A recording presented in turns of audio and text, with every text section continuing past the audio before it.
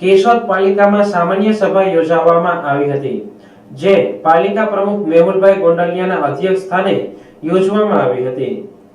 જેમાં 9 વોર્ડના 36 સભ્યોમાંથી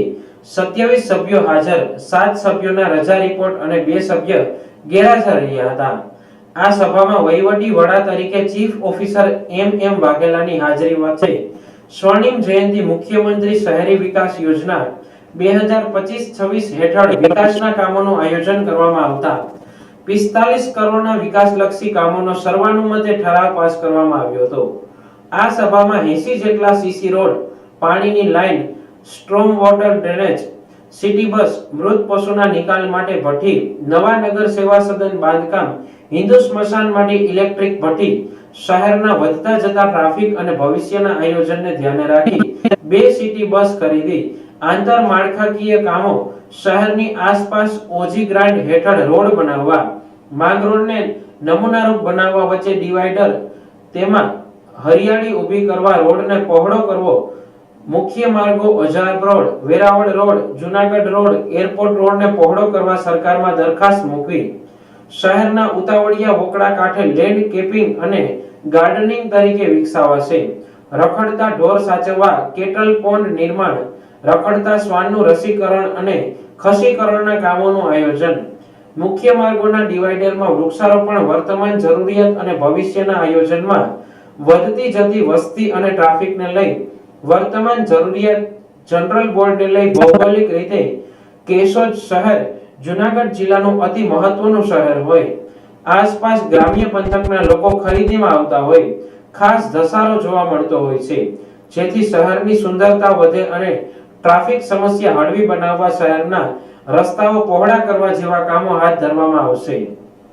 મુકેશ વાઘેલા, કેશોદ નગરપાલિકા chief officer. આજ રોજ કેશોદ નગરપાલિકાની સામાન્ય સભા મળી હતી, જેમાં સ્વર્ણિમ જયંતિ મુખ્યમંત્રી શહેરી વિકાસ યોજના 2025-26 હેઠળ વિવિધ વિકાસના કામો જેવા કે 80 જેટલા સીસી રોડ, પાણીની line, storm water drainage, city bus, મૃત પશુના નિકાલ માટેની ભઠ્ઠી, નવા નગર સેવા સદન માટે અને હિન્દુ સ્મશાન માટે ઇલેક્ટ્રિક ભઠ્ઠી, શહેરના વધતા જતા ટ્રાફિક અને ભવિષ્યના આયોજનને ધ્યાને રાખી સિટી બસ સેવા માટે 2 બસોની ખરીદી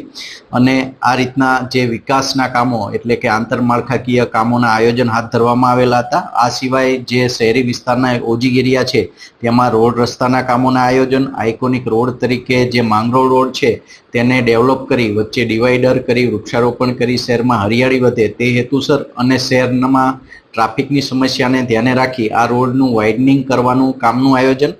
અને શહેરના જે મુખ્ય માર્ગો છે જેમ કે Veraval road, Junagadh road, Ajab road અને એરપોર્ટ રોડ છે તેમાં શહેરની ટ્રાફિકની સમસ્યાને ધ્યાને રાખી આ બધા રસ્તાઓનું વાઇડનિંગ કરી અને તેના માટે સર્વે કરી સરકારશ્રીમાં દરખાસ્ત મોકલવી। આ સિવાય આગવી ઓળખ ઘટક હેઠળ જે ઉતાવળિયો હોંકળો છે ત્યાં એક મનોરંજનનું નવું એક સ્થળ પબ્લિકને મળે તે માટે તેનું બગીચા તરીકે ડેવલપમેન્ટ કરી અને લેન્ડસ્કેપિંગ કરી આગવી ઓળખના ઘટક હેઠળ તેનું આયોજન કરવું। આ સિવાય કેશોદ શહેરમાં જે રખડતા ઢોરની સમસ્યા છે તેના માટે કેટલ પોન્ડ જે ઘનસારી રોડ પર 22,500 ચોરસ મીટર જેટલી જગ્યામાં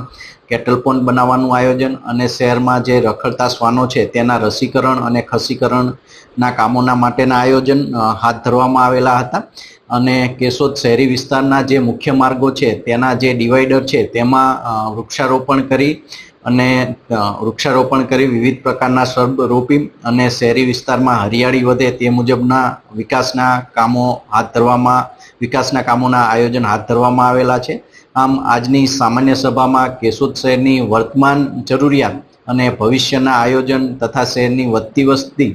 અને ટ્રાફિકને ધ્યાને લઈ વિકાસના વિવિધ કામોનું આજે સર્વાનુમતે જનરલ બોર્ડમાં પસાર કરવામાં આવેલા હતા। ખાસ કરીને કેવા કામોનું પ્રાધાન્ય આપવામાં આવ્યું?